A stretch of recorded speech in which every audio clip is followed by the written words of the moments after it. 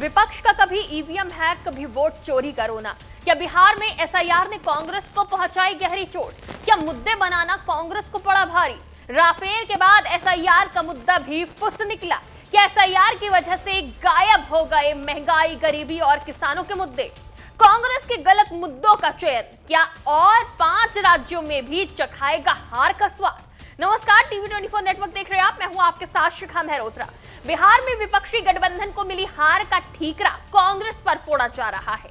आखिर कांग्रेस के खराब प्रदर्शन के पीछे बड़ी वजह क्या है? क्या एसआईआर का मुद्दा कांग्रेस को ले डूबा या गलत मुद्दों के चयन ने कांग्रेस को मुंह के बल गिरा दिया? ये सवाल इसलिए उठ रहे हैं क्योंकि बिहार में मिली हार के बाद भी कांग्रेस अपना वोट चोरी और एसआईआर का मुद्दा लगातार उठा रही है और एसआईआर को ही सेंट्रल नैरेटिव बनाने में जुटी हुई है। लेकिन कांग्रेस के अंदर भी एसआईआर को लेकर एक बेचैनी देखने को मिल रही है। पार्टी का एक धड़ा मानता है कि एसआईआर जरूरी मुद्दा है, लेकिन इसे मुख्य चुनावी एजेंडा बनाकर रोजगार, महंगाई जैसे अहम मुद्दों को पीछे छोड़ दिया है।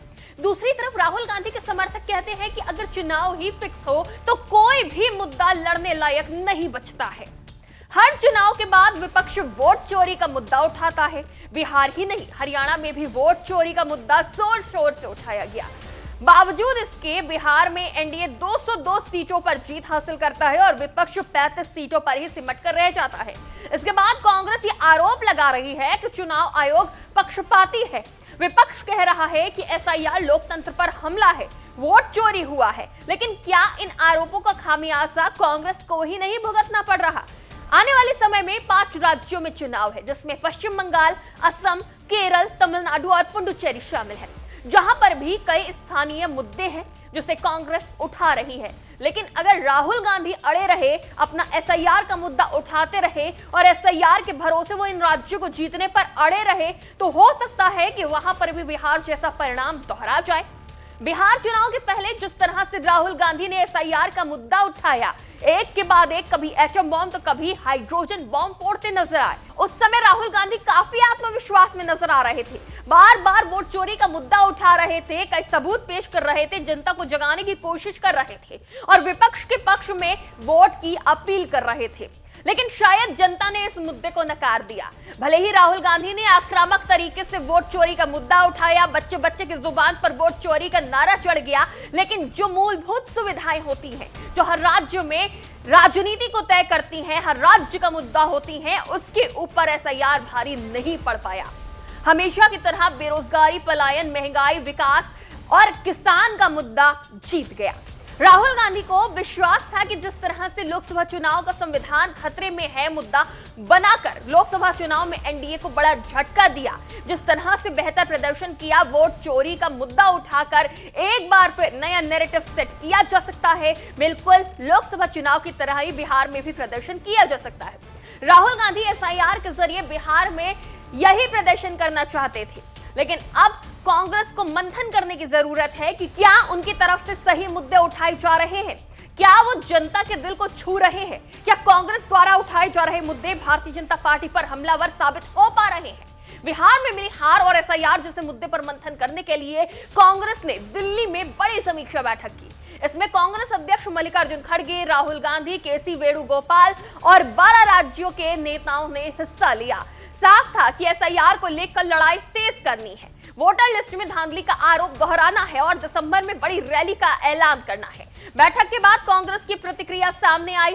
लोकतंत्र को खत्म कर रही है इलेक्शन कमीशन, ये बात कही गई है कांग्रेस की तरफ से। कांग्रेस ने कहा कि इलेक्शन कमीशन बीजेपी की छाया में काम कर रही है, ये वोट चुराने की सुनियोजित प्रयास है। तो वहीं कांग्रेस अध्यक्ष मल्लिकार्जुन खड़गे इलेक्शन कमीशन पर हमलावर नजर आए और उन्होंने कहा कि इलेक्शन कमीशन याद रखे कि उनकी वफादारी की शपथ बीजेपी से नहीं, देश से है। उन्हें जनता के प्रति जवाबदेही होना है, सरकार के प्रति नहीं।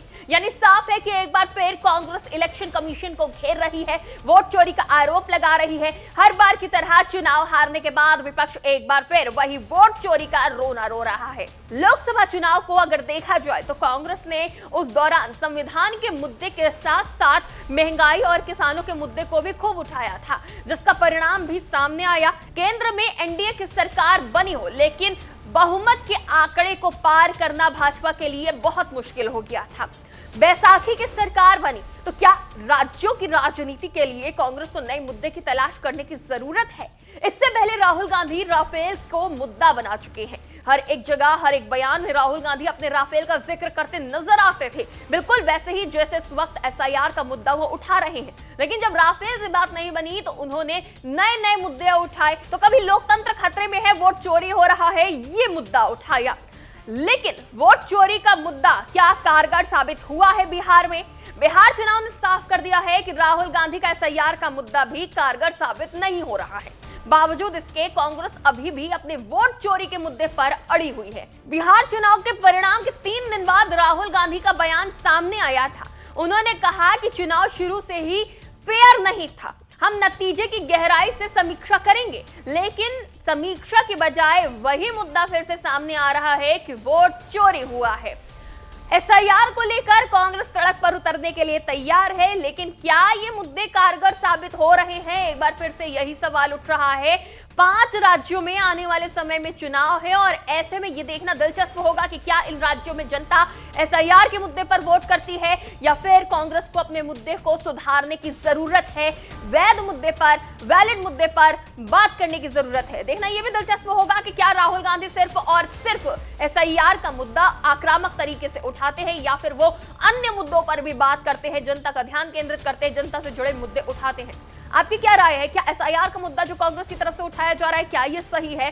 क्या एसआईआर के सहारे आने वाले 5 राज्यों के चुनाव में कांग्रेस अच्छा प्रदर्शन कर पाएगी या फिर बिहार का परिणाम ही दोहराएगा? अपनी राय कमेंट में जरूर दीजिए। फिलहाल के लिए इतना ही। आप देखते रहिए टीवी 24 नेटवर्क।